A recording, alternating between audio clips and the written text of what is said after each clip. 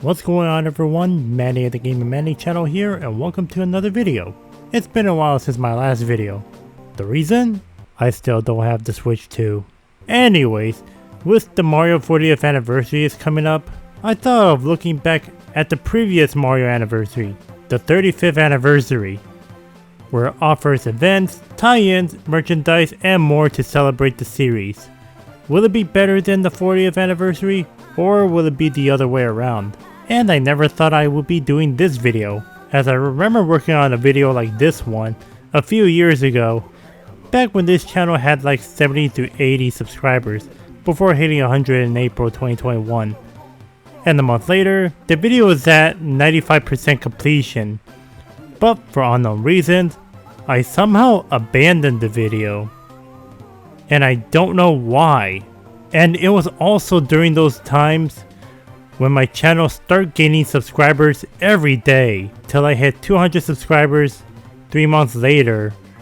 And surprisingly, I still have my old scripts on Google Docs, which I thought I deleted it. And now with the 40th anniversary, it's time to give this scrap video a revival, starting from scratch. Without further ado, let's get started. Alright Dialga, take me back to 2020. Also gotta wear a face mask.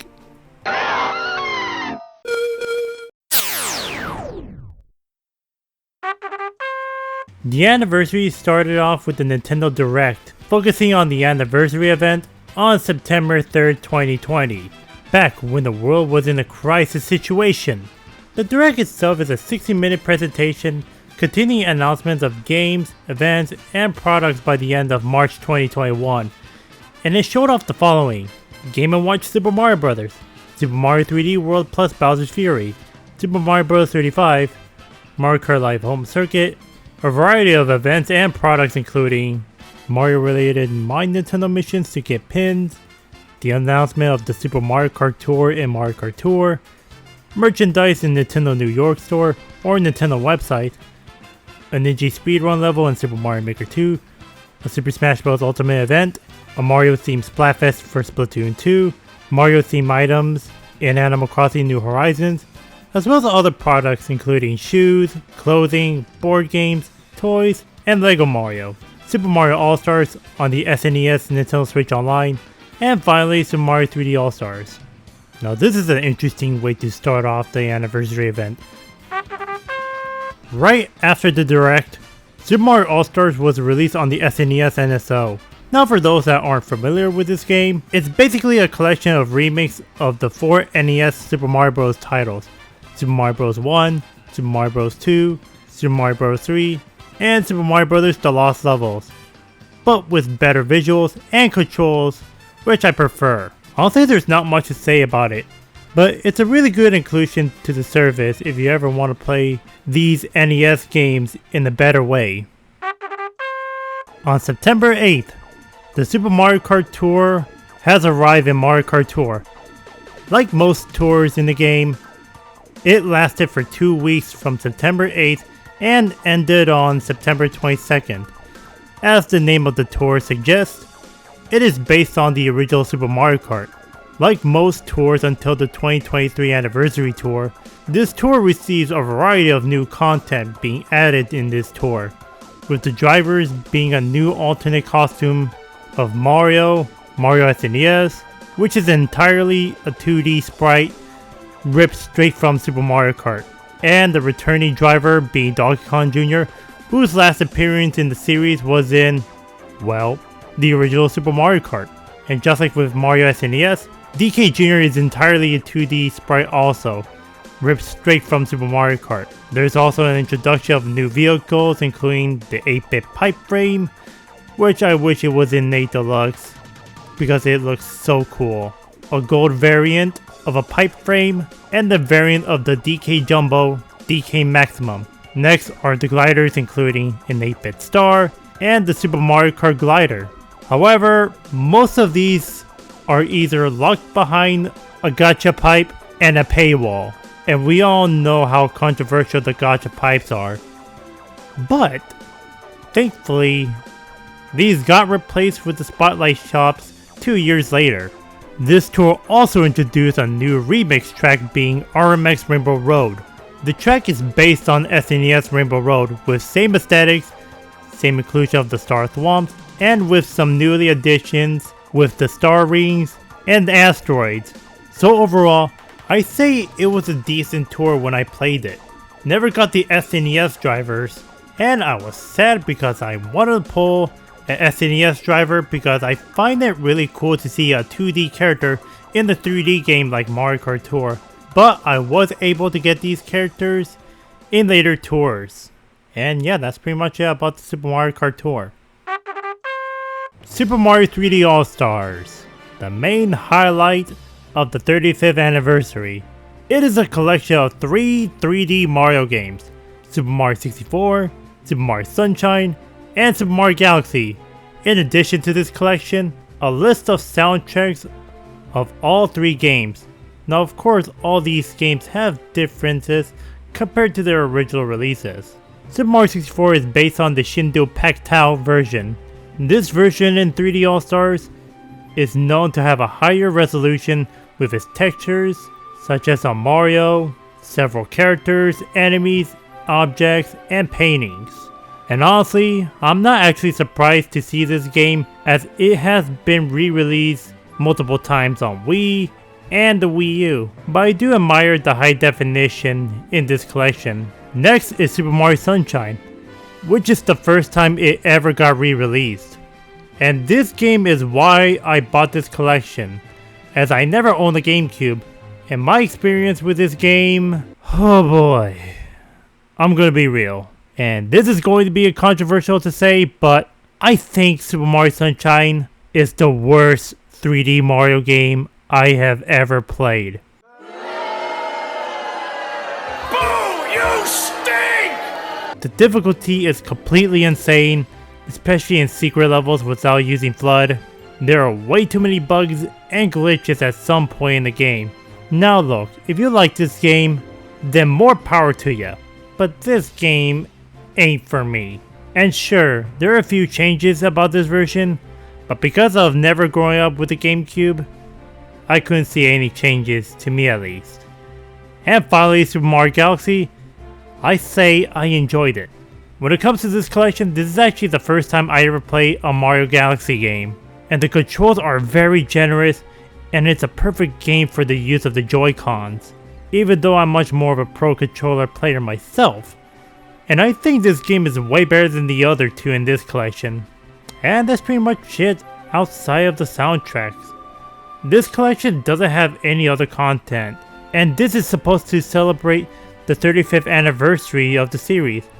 They should have added more stuff like the concept art or showing off E3 demos trailers.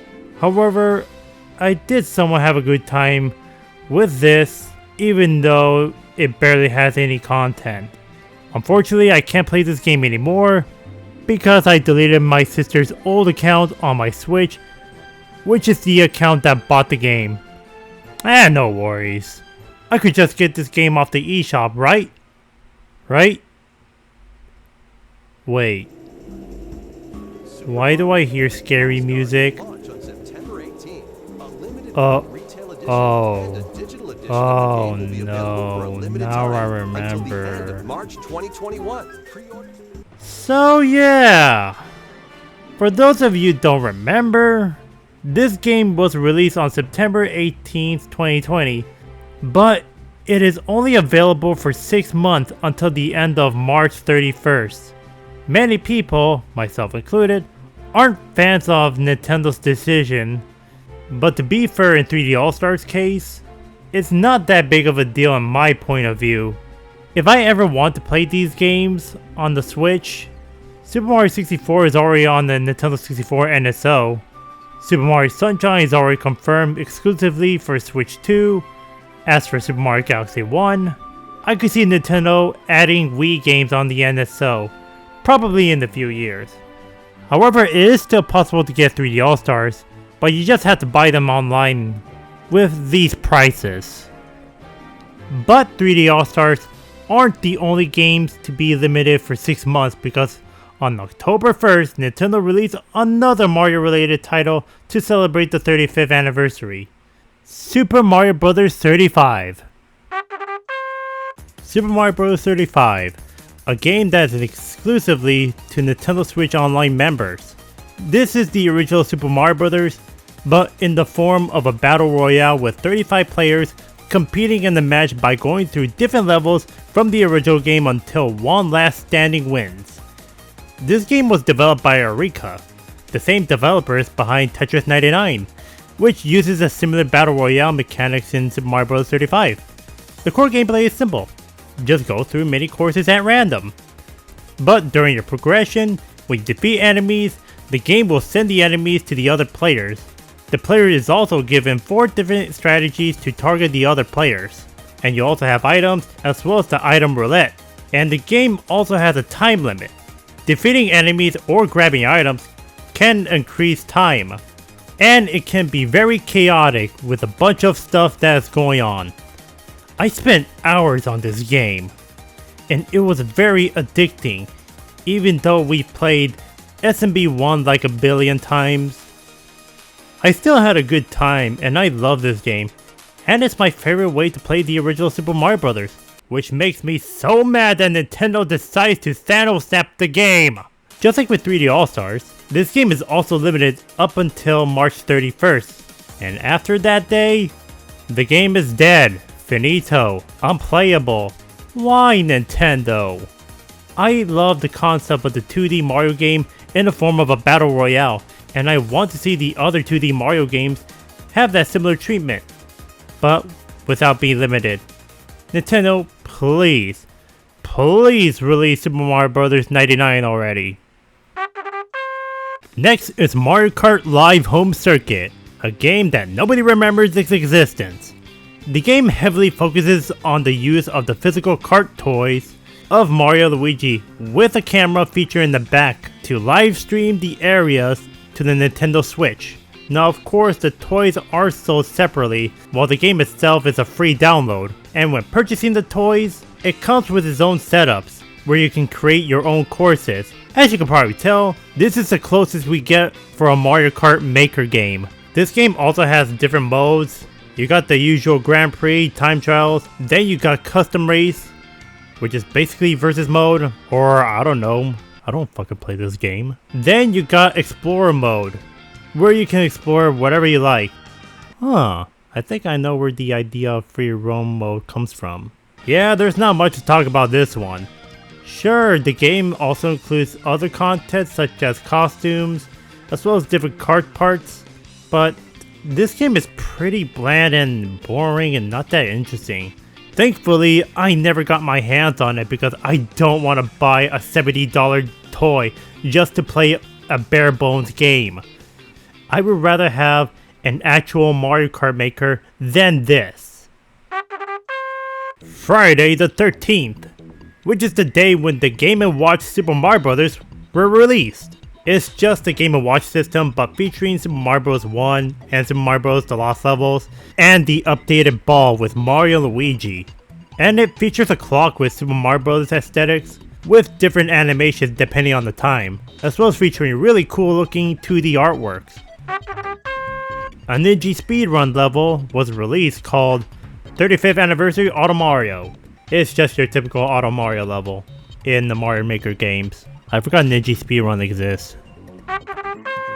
A Super Mario All-Stars theme came to Tetris 99.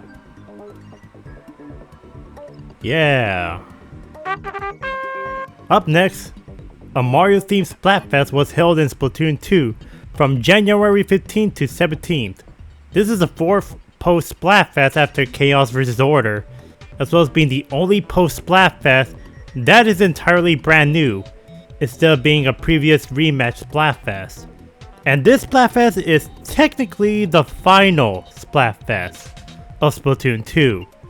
I did participate in this Splatfest, and I was on Team Super Mushroom. Heck, I even did an hour-and-a-half live stream at the time when this channel was like somewhere around 70 subscribers. And I'm really glad that Super Mushroom won. Yeah, actually that's pretty much it I had to say. It's been forever since I played Splatoon, so let's just move on. Super Mario 3D World. One of my favorite games on the Wii U. It's one of the first 2 Wii U titles that I got when I got the Wii U on my 17th birthday, alongside Smash for Wii U. And it was a 3D World bundle. And seeing this game being announced for the Switch is really amazing to see. And I already knew that this game will be coming to the Switch at some point, since Mario Maker 2 features a game style based on 3D World. And I didn't get my hands on it on release date because at the time, I was tested positive for the virus, but I was able to pick up the game a month later, and this game offers additional features and improvements. The inclusion of online play with friends, which I never use because I have no friends. Some of the levels that requires the Wii U gamepad can be easily accessed on Switch, which is needed as I am not a fan of playing the Wii U gamepad. Look, I like the Wii U, but playing with the gamepad feels weird. The game speed is much faster, the original feels much slower. So this is a great improvement, especially when you're playing as Toad. Amiibo support is also included, and the new snapshot mode taken from Super Mario Odyssey. But the biggest highlight of this port is a brand new single player campaign called Bowser's Fury, which involves Mario going through an adventure in a cat themed world called Lake Lapcat. An open world that is inhabited by these adorable kittens, as well as the environment having cat tails, fur, and ears to match up the theming. And there is also a variety of cat themed enemies. Throughout the campaign, you team up with Bowser Jr. and collect cat shines, a collectible that can power up the lighthouses on different islands, which can clear out the goops, allowing Mario to get access to more areas, as well as clearing up the Giga Bell. In the middle of the world, a giant Bowser shell can be seen throughout Mario's adventure, and at any point, Bowser will wake up and goes on a rampage, creating a rainstorm, spikes fall from the sky, and all of the kittens will corrupt. But when collecting a cat shine, will cause Bowser to retreat, and the chaos will go back to normal.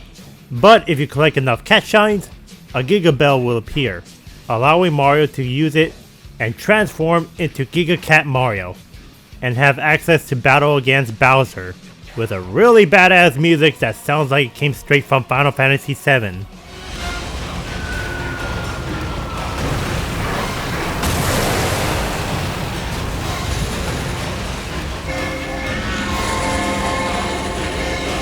While the campaign is pretty short with 100 cat shines, it was a really wonderful time to experience the campaign.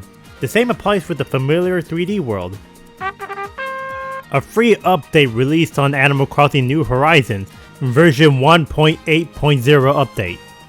And it features Super Mario themed items that can be ordered through Nuke Shopping. Although the items aren't released on day 1 of the update until March 1st. Why did they release the update earlier? I don't know. And finally, Super Mario 3D World plus Bowser's Fury themed release on Tetris 99. Yeah. So overall, what do I think of this anniversary? I say it's pretty decent, but sadly 3D All-Stars and Super Mario Bros. 35 are being limited. Kind of a bold move from Nintendo, but I will remember all the fun times with this event.